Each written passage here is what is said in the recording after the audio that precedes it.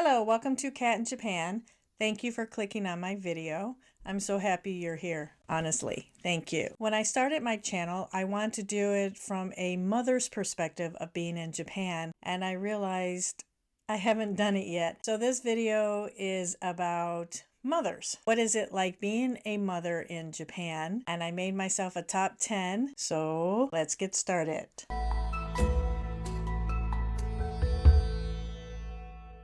I comprised a list of the 10 things that I feel that Japan does right when it comes to mothers. I can do a top 10 of what Japan does wrong for mothers, but I want to start off positive. Let's get to the countdown. I don't want to get into too much talk on the side because I know that just gets really boring. So number 10 is clean restrooms.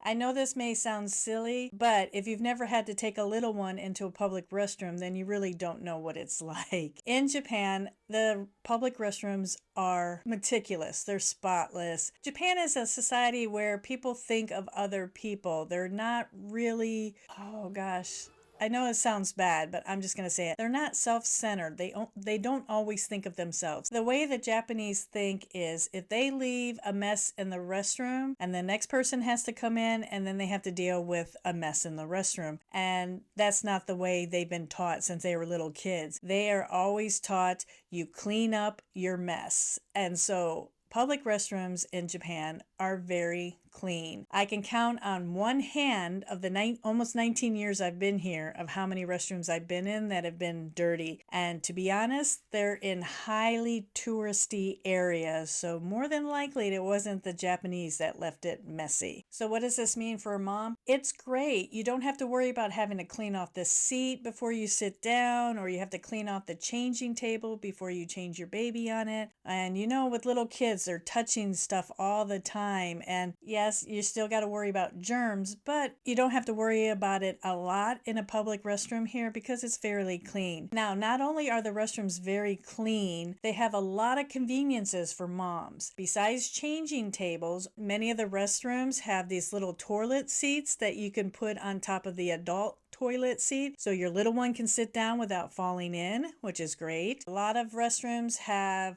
little toilets so your little one can sit on their own. It's great, especially in the family restrooms. We've done it before, my husband and my children and I, when my children were younger. They're too old to do it now. But we've all gone into a family restroom. I've used the facilities while my youngest is sitting down on a little tiny toilet next to me using the facilities while my husband changes the diaper of my younger one, and then we switch roles and then we're out. It's just awesome, and it's very convenient. Not only that, a lot of the female restrooms have a urinal because a lot of women take their sons into the bathroom with them. So don't be shocked if you ever go into a Japanese public restroom and there is a 9-10-year-old boy running around. He's in there with his mom, trust me.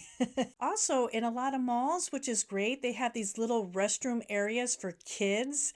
It's set up like a adult restroom, and the parents can look over their child and keep an eye on them while they use the restroom. You may think it's creepy, like people will look over and and you got creepy people looking. No, it never happens. The parents are always there, and they have little stall doors where the little kids can open it up. It's their height. They can open it up themselves. They go in, they use the facilities, come out. There's a little sink at their level, and they can use it so they can feel very independent and learn how to use the restroom and keep it clean. And just, it's amazing with the parents standing there. My kids loved using them. I'd stand there and they're like, "Mommy, look, the sink is my height," which is great. A lot of public restrooms also have a very low sink. It's for people with disabilities as well as kids. They have little kid sinks so they can use it. I know it sounds silly, but as a parent, it's just so much easier to go into a restroom that's not only clean, but it has all these conveniences for moms. Also, a lot of the newer bathrooms and even the older ones are being refurbished for this, which is great. You know, you have the little child seat in the corner. Oh, I guess I forgot that. A lot of the restrooms, a lot of the stalls have a little seat where you can sit your little baby while you do your business, and they can just sit there and look around. So you don't have to try to use the facilities while holding your baby, which is great. But they're really close to the door and they can unlock it while you're still using it. But if you go into the stall with a toddler and they're too big for the child's seat and they're running around in the stall while you're trying to do your business, they're going to start playing with stuff and may unlock the door on you. A lot of public restrooms have started to change and they have double locks on it now, or a lot of them just have one lock way up high so your kid does not open up the door while you're having your pants down, which is nice because my kids have done it to me while I'm sitting down and doing my business. My kids have undone the door and I'm like, I'm not done yet. So I've noticed a lot of them have the double locks now, or the locks up higher so your kid doesn't unlock it. So number 10 is the clean restrooms with a lot of convenience to it. Number 9 is baby rooms. Now, the Japanese are all for breastfeeding and they don't mind women breastfeeding in public, but it is a very conservative society, so they have what's called baby rooms. I don't know if it's too much information to give or not, but I did breastfeed both my children and I have no qualms about feeding my child in public, but as a foreigner in Japan, not only do I get normal stares, I did not want to get more stares, especially with a body part hanging out. So I love these baby rooms. They are awesome. They are the best thing ever. And you can pretty much find them almost everywhere except restaurants. You can find them at malls, many stores, a lot of shopping centers. Now, the really good ones, there's one at Toys R Us near us. It's really good. Not only does it have a place to breastfeed your child, they have changing tables. Not only do they have changing tables, they have a sink so you can wash out bottles or wash your hands. But not only that, they have a machine that dispenses hot water for you to make a bottle, and it's at the exact temperature that you need. You need to make a bottle, so you go to the baby room and there's a machine there with the exact temperature of water you need. It's awesome. You make a bottle, you're done. So the breastfeeding area are usually these little individual stalls with curtains with a very comfortable chair, and some of them have like a little shelf. It just depends on where you're at. So you go in, shut the curtains, sit down, relax, feed your baby, and you're done. It's the most relaxing, least stressful way of being in public with a baby, and some of them are pretty luxurious. I've been in some that are playing very soft music and have like scented candles going. It's like you get pampered for feeding your baby. It's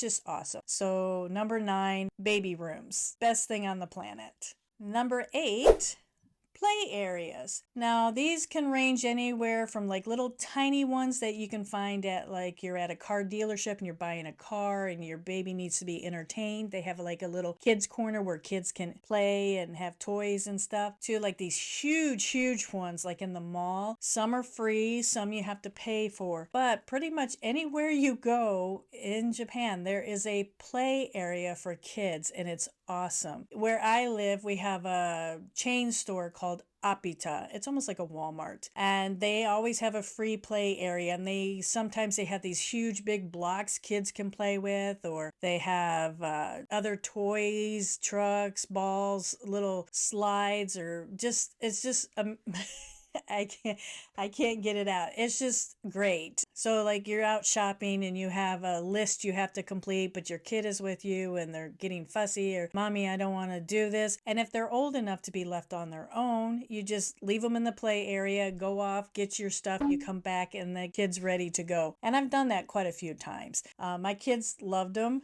The ones you have to pay for are out of this world. They have these big, huge balloon trampoline things and jungle gyms you can climb on, little kitchen area, a lot of just dolls or trucks. I think Japan does really well with public areas for moms and kids to make just being out in public a lot easier, less stressful for moms. I think it's great. And they're pretty clean. Yes, you have to worry about little kids drooling or whatever, but the staff at the stores or wherever they're located, they're very good about disinfecting the toys and keeping everything clean. So number 8, play areas. On to number 7, which is special perks in public for moms. One is when you are pregnant, you go to the doctor and you register your pregnancy, you get this little badge. This badge you put on your purse, or mostly your purse, but sometimes you can have more than one. But you put it on your purse and it identifies you as being a pregnant woman.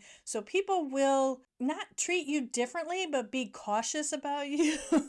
Plus, I hate to say this, but Japanese women do not gain a lot of weight when they're pregnant, so you really can't tell when somebody's pregnant. But just identifying if somebody's pregnant kind of helps. Like if she faints in public or something, you see she has a pregnancy badge, then you know she's pregnant. But not only that, it gives you these little extra perks like special parking areas. Many places you will go to, they'll have the emblem of the badge in the space so that pregnant women can park closer to the building so they don't have to walk very far. Also on public trains and stuff, they have special seating areas for pregnant women.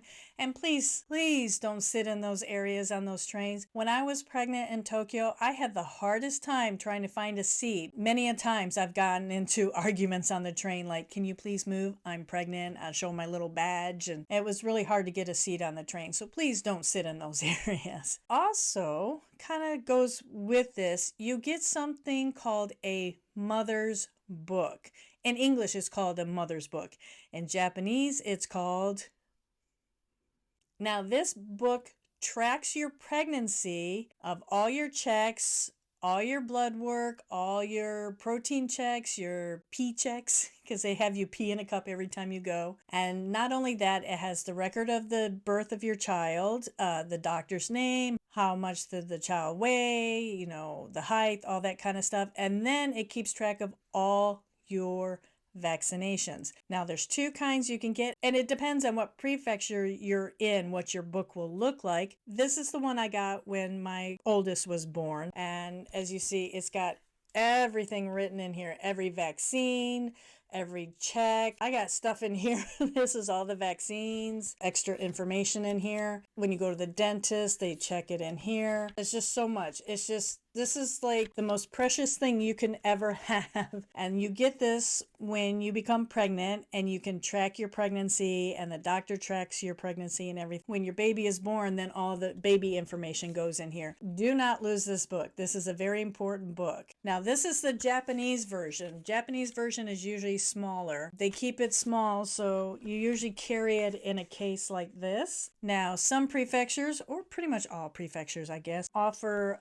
English one. This is the one I got when my second one was born in Tokyo. And this one is all in English. So number 7 is the special badge, special seating, buses, and the mother's book that you get. I think Japan does right by that. Number 6, school lunches. Now, I touched on this with my daughter in the previous video.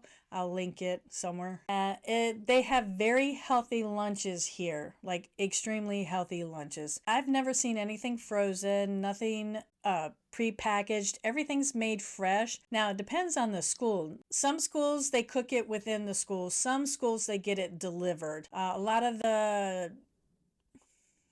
I forgot my English. A lot of the nursery and kindergartens, they don't have kitchens on premises, so they get theirs delivered, but it's still made fresh. So here in Japan, kids start elementary school in 1st grade. There's no kindergarten in elementary school. There's no pre-K, nothing like that. What we have is called hoikuen, which translates into nursery school, and that's from babies all the way up until they start elementary school. And then we have what's called yochien, which is a kindergarten, and that is usually from age 3 until they start elementary school. I have worked in many hoikuens and yochiens, and I've also worked in many elementary and junior high schools, so I have seen their lunches. Side story, this just made me remember. I used to work at a Hoi Kuan, and a lot of the times the kids, they just get like a rice, a soup, like a salad, and a meat dish and a milk, and that's it. Sometimes they got fruit,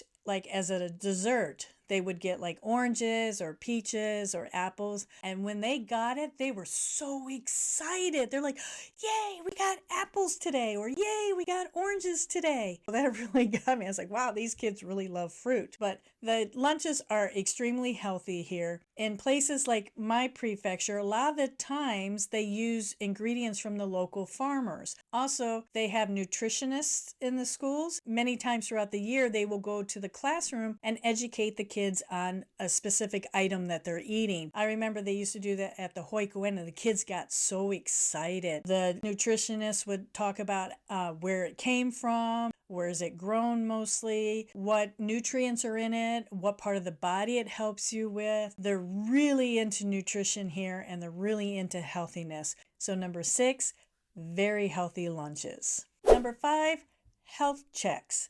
Now, these health checks, they're either done at school or in the community. They're free. When you have a baby, you will get a notice in the mail that you have to take your child for a 3-month checkup. You usually go to a community center, you turn in your ticket, and you sit there, and it's almost like in a little assembly line. Everybody sits on the floor, they play with their babies. You have to undress your baby and have them only in their diaper. And then you go to like the eye doctor first. Then you take it to the GP doctor, and he or she will, do their check, and then you'll go to a nutritionist and they ask you how well the baby is eating. Are you breastfeeding? Are you bottle feeding? Do you have any questions for us? They weigh your child, they measure your child, and they put everything in the baby book for you. And then you have to go to a 9-month checkup, I believe, and then a 1.5-year checkup. It's all in the mother's book, and it depends on what prefecture you're in as to when you go or where you go. But it's a little community thing. You have all these little babies running around. You get to know other mothers in the community, and it's great. So it's a nice bonding for the moms in the area, but also it's keeping your child healthy, and it's also giving mothers a chance to ask questions that,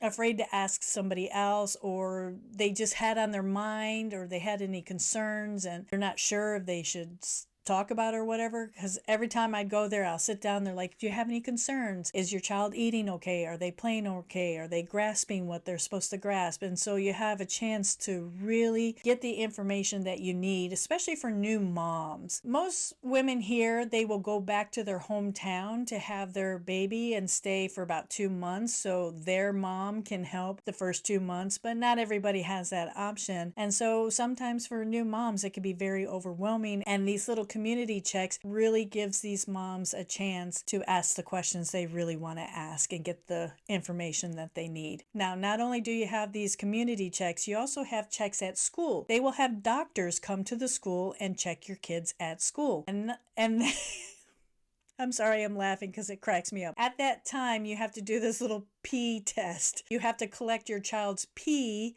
and send it to school. Yes, you send your child's pee to school.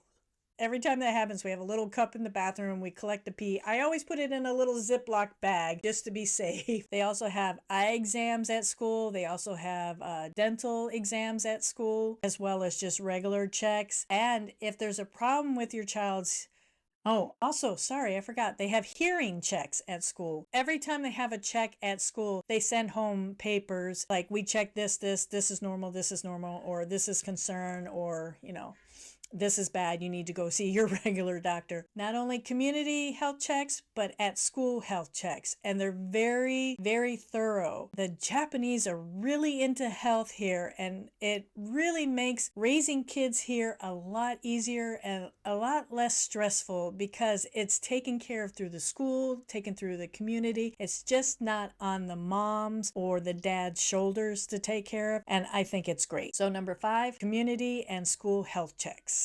Number 4 is moral education, or This is taught in elementary school and junior high school, and they even have a textbook that goes with it, which is great. Now, the goal of moral education is to develop a sense of respect for others. So let me show you exactly what moral education is. Not only does it develop a sense of respect for others, it cultivates a strong will and sense of right and wrong. It promotes orderliness, mindfulness, and hard work. It fosters harmony in relationships with nature, and it helps students find meaning in life. So the content is mostly self-awareness, understanding that people are independent and should live moderately, relationships, understanding the importance of courtesy and communicating honestly with others, nature, understanding the importance of nature and living things, patriotism, understanding the importance of national and cultural identity, justice, understanding the importance of justice and mutual assistance. It's taught in a separate class. It's incorporated into other subjects, and it's created by the Ministry of Education, Science, and Culture, or also known as MEXT, MEXT. I think it's great that they're teaching it at school. Some people may say, why do kids need to be taught moral education? Or I don't want somebody teaching my child their morals. Well, it's not their morals they're teaching. They're teaching the kids how to be respectful and how to be mindful and to just be good citizens. And I think that's great. I would say the kids in public here are pretty polite and mindful, and they're respectful of their surroundings, of other people. I don't know, it's just, I think it's great that they teach it, and I think it's doing a great job of creating very mindful, respectful citizens of this country. So number 4, moral education. Number 3, maternity benefits. Now, I'm not going to get really into the nuts and bolts of this because it really depends on what prefecture you're in about the money or the time or the rules of it. I will just basically talk about me, what I went through. I became pregnant in 2009, and at that time I was working on what was called the JET program. When I told my supervisor I was pregnant, he started to tell me of my maternity benefits, and I'm like, I get maternity benefits here? I'm not Japanese, I'm a foreigner. You can get the benefits of maternity leave if you've been in Japan for over 3 months. And at that time I'd been here almost 2 years. I was like, wow, great. I'm like, what are the benefits? I got 6 weeks off before the birth and then up to 8 weeks off after the birth. You can stay on maternity leave up to 2 years after having a baby without losing your job or losing your job benefits, which is great. Now, I told my supervisor when I found out I had to leave from teaching 6 weeks before the due date, I asked him, well, the due date is very close to the end of the semester. Can I teach really close to the end of the semester before I can take off? He's like, nope, you have to take off 6 weeks before. Like I said, it depends on what prefecture you're in, but you do get 2/3 of your income. It's usually in a lump sum, and it's usually after sometime after the birth. Like I said, it depends on the prefecture, but I'm not going to get into it. And this is a nice little perk to it. I was able to leave work at lunchtime, go home and breastfeed my child, and then go back to work. That is a part of it as well, because they know breastfeeding is important, and also being with your child is very important. I personally took 7 months off. Now, you also get a stipend. Again, this depends on your prefecture about how much you get, but you get about 500,000 yen, which is about the equivalent, about maybe $5,000, to help cover the cost of the birth. Now, if you have a C-section, like I did, I've had 2, you get more money, because it costs more to have a C-section and it covers the bill. Actually, a friend of mine, he doesn't know how this happened. His wife had a C-section, and he said he actually profited from it for some. He says he's not sure how it happened, but after his baby was born, they actually had more money left over. Now, prenatal care is pretty much free. You get these little coupons or certificates from the city, and every time you go in for your prenatal check, you give them that ticket, which is great. After you have your child, you get a month Well, again, it depends on what prefecture you're in. You get a child allowance. Now, this is done by the rules of your prefecture, but you can either get it every month, every 6 months, or every 3 months. It just depends. And how much you get also depends on the prefecture. But up until the age of 15, the government gives you an allowance for your child. So the maternity benefits here are amazing. Japan makes it affordable to have a child here. Number 2, safety. Japan is a pretty safe country. Now, I'm not going through life with blinders on and saying Japan is the safest place in the world, but it is a pretty safe place. I know there are dangers, but not on the level of some other countries, especially my home country of America. And I'm not going to say it, but you're probably going to know what I'm meaning. My kids can go to school safely. They don't have any problems there. Now, we do have some issues, but on a daily basis, I feel very safe here. I don't lock our front door at all until we go to bed at night. I'm just going to leave it there. I feel very comfortable raising my kids in Japan because I feel very safe here. So number 2 is safety. Drum roll, please.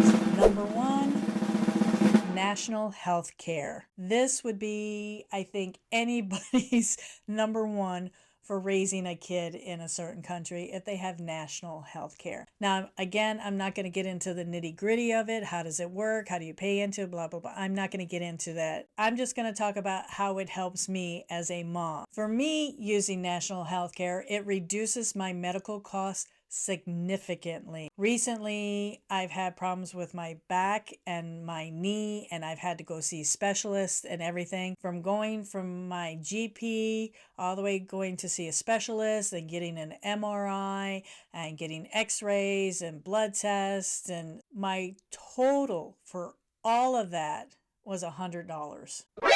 Nani? Let that sink in. An MRI, x-ray, blood test, plus seeing a specialist. My total was $100. That's it. But let me tell you how it works for kids. Up until the age of 15, it's zero. It doesn't matter which doctor I take them to. Eye doctor, dentist, ear doctor, any kind of specialist. No money, nada. Nothing. Once they turn 16, they have to be put on the regular national health care, which is still great because it's a reduced cost. When your child is born, I'm not sure if it's the same in every prefecture of what you get, but in my prefecture, you get this little pink paper.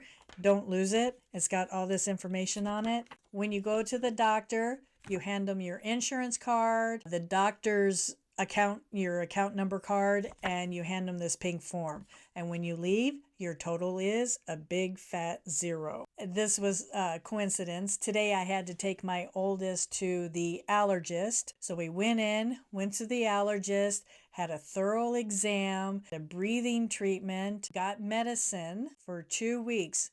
2 weeks worth of medicine. My bill was zero. This not only helps you to keep your child healthy, but it doesn't put you in debt. So any doctor we take our children to, our total is zero. And the medicine is zero. This has saved us so much money, and it's helped me keep my children healthy. And I think that's the number 1 thing that Japan does right for parents or moms. Now, I'm not saying it's the be all end all of insurances and that there's not, any kind of downfall to it. I'm not saying that. I'm just saying personally, I feel that the national health care really helps parents here raise kids. Please comment down below. What do you think? And while you're down there, please hit the like and subscribe button, and please do the little share thing.